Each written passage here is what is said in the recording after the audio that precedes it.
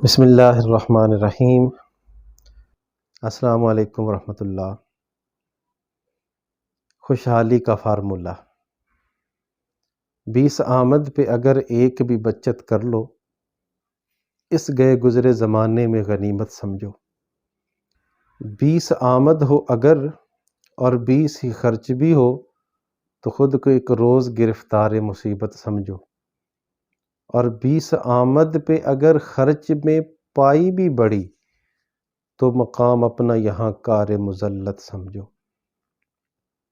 یہ کس شاعر کا شعر ہے؟ یہ تو علم میں نہیں ہے، لیکن اس میں بات بہت بڑی کہی گئی۔ آئیے ذرا اس کو کچھ سمجھتے ہیں۔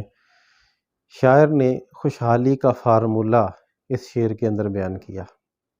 شاعر کہتا ہے، اگر آپ کی آمدن 20 روپے ہے اور آپ اس گئے گزرے زمانے میں 20 روپے میں سے 19 خرچ کر کے 1 روپیہ بچا لیتے ہیں تو سمجھ لو کہ یہ بہت غنیمت کی بات ہے۔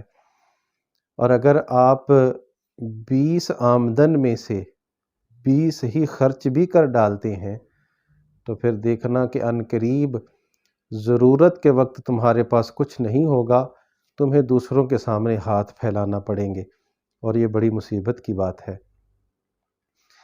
اور کہتا ہے کہ آمد 20 ہے اور خرچ 21 ہے، 20 اپنے خرچے، 1 روپیہ ادھار لے کر خرچا، تو پھر دیکھنا کہ عنقریب تم ذلت کے کنویں میں گرنے والے ہو۔